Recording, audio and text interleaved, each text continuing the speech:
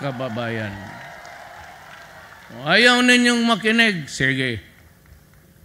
Total, may namamatay man ng tao araw-araw. Huwag mo ninyo akong bulahin. Pera mo.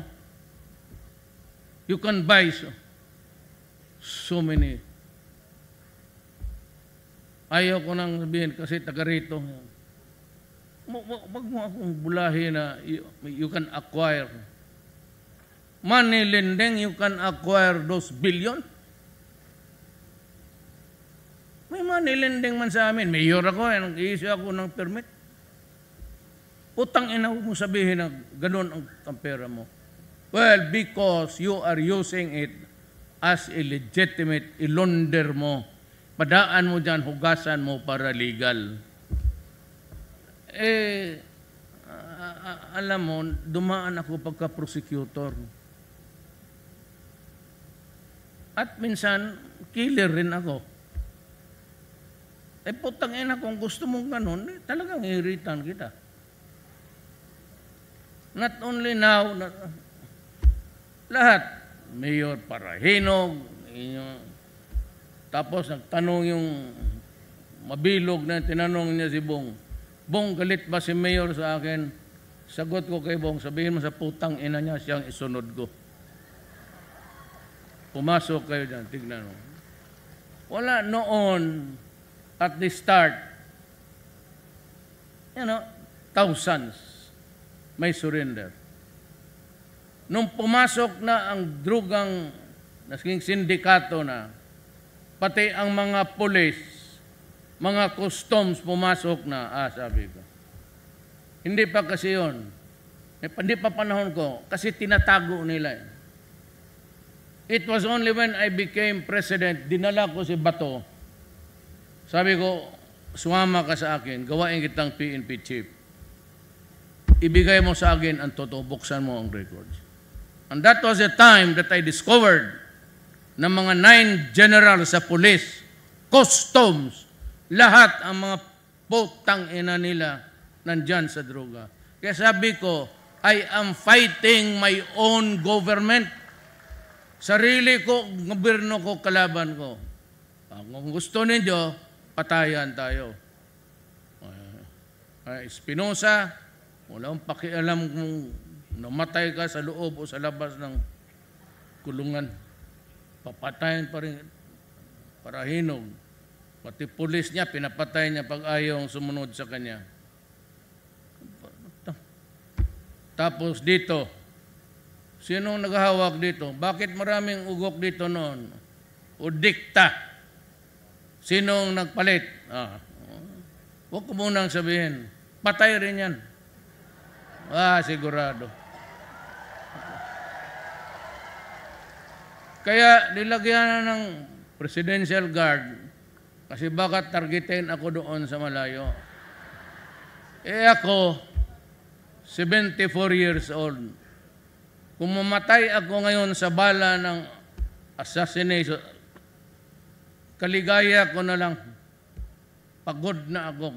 Gusto ko na rin sumibat. Kaysa mamatay ako na, sabi na, namatay sa tulog niya, namatay ng sakit sa utak, pumutok yung bayag niya, walang alam kung bakit. Di pa ngayon, ha? Ngayon, ha? Pero ang PSG ayaw, Gusto lagyan ng ganon.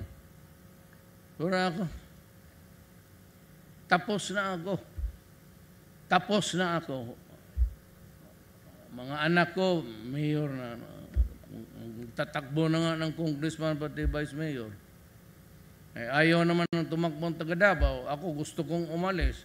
Yan nga ang problema. Alam ni Mayor Leonard, Dia or Dia. Whichever you like, the accent is where. Nakakapagod yung trabaho, 23 years. Ginawa. Ngayon, pumunta kayo ng Davao, tignan mo. Walang naglalakad sa gabi. Walang nag-i-standby ng kanto. Walang nag-iinuman dyan sa makita kita. Walang naninigarilyo. At 12 o'clock sarado ang Davao. It's a dead city. Patay ang yan lang ang ano nila kay Inday. Sobra ka istrikta. But mabuti rin yan para sa akin. Kasi noon, di ba, 2 o'clock. Tapos, naging binaba ko ng 1. Ngayon, binaba ni Inday ng 12. Tapos, sige pa reklamo yung mga bata. Sabi niya, let's check kayo. Reklamo kayo, ibaba ko ito ng alas 9. Kaya mabuti pa, tumahimik ka na lang. Hindi ka magkagimik ng... Pero Davao is really very clean, very disciplined. Ang population growth, mataas, kasi halos lahat naglipatan doon, mga taga Maynila. Yung hindi na sa traffic, and yung corruption. Kaya you have to have peace. Kaya itong droga, which is contributing a lot of criminality in this country, may 3 years pa ako. Maubos ko pa kayo. Sa awa ng Diyos. Pati yung putang inang chief of police ninyo, pinatanggal ko. Diyan sa any crowd. Birthday ni ano yun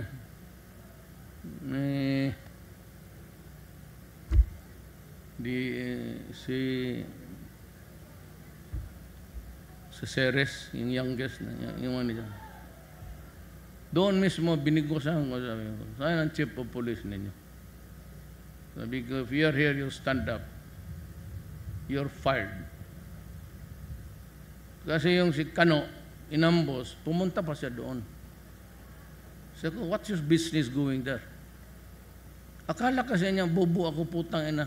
Napuro ito intelligence, itong Bacolod na pag ano na maraming high value. O pag alis mo diyan sa pagdating mo ng ospital, may tumatawag na sa akin, sir, nandito sa ano. It could be ISAP, it could be Army, it could be the MIG, or the police intelligence itself. Pagpasok mo pa lang sa ospital, wala namang sugat. Iniwanan mo pa ng 2 pulis doon. Gago ka.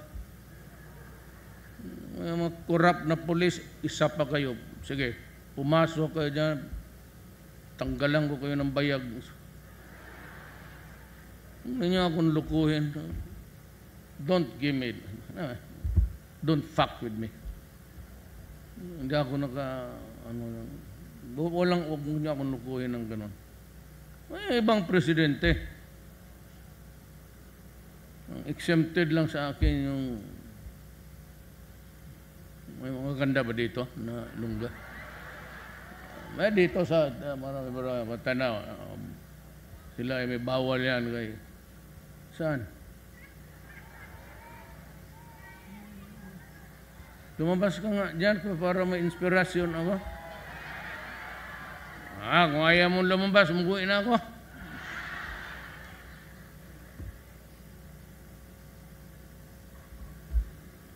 Hoy, nandiyan ba yung ano ko? Yung para sa malayo ko? Hindi ako nakakita eh. Actually, 400, 450 to. Nagpa-laser ako dahil nagbumotor ako, high speed eh. Pero ngayong medyo matanda na, bumabalik na. Pero nakakita pa rin.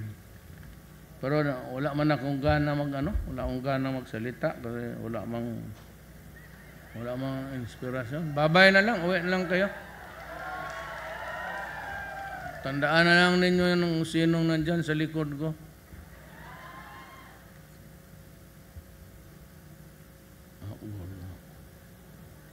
Ay, yung gold na ano. Ito ay hindi ko sinusuot kasi.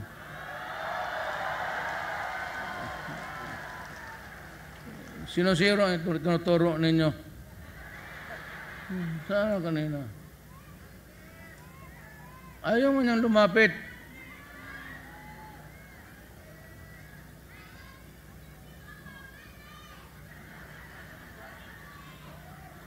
Ikaw na lang kaya lumapit dito.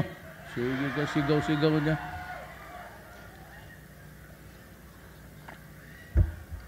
Yun ang ano ko, ha? I'm just warning. I can go to hell after this. Pagka-presidente ko. I can go to prison. And I'm willing to be hanged. You know, the presidency is a gift from God. Alam ninyo, alam ko na alam ninyo na akala ninyo hindi ako manalo. Hindi ko nga alam kung manalo ako eh. Kasi sa totoo lang, wala akong supporter dito.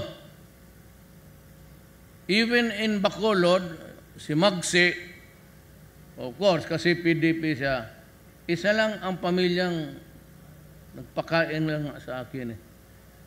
Mga Yanson. Kaya utang na loob yan. And of course, I told them, may negosyo kayo, you are not bound to support my candidates. You can remain neutral. But for as long as that friendship remains, I will, kung nandito ako magkain sa inyo, kasi masarap man ang ulam, saka mabait man si Wawa sa akin. Pero utang na loob yan. It does not include politics. I have never, tanungin mo si mga Yanson, na may hiningi ako na sabi, tulungan ninyo ito, except Bong, go, kasi palagi kong kasama. Yun lang. Wala akong sinuggest sa kanila, sabi ko, wala akong hingiin sa inyo. Kasi nasa negosyo. Hindi naman natin alam kung sino ang maging presidente after me, and you might compromise yourself, so you better stay out. But if you want to help, it's okay. But then that would not be an imposition coming from me. So, tapos itong NPA at itong revolusyon sa Mindanao. Itong revolusyon sa Mindanao, medyo naayos na natin ang konti. You know, my grandmother is in Maranao. My grandfather, sa mother side ko, Chinese, Lam.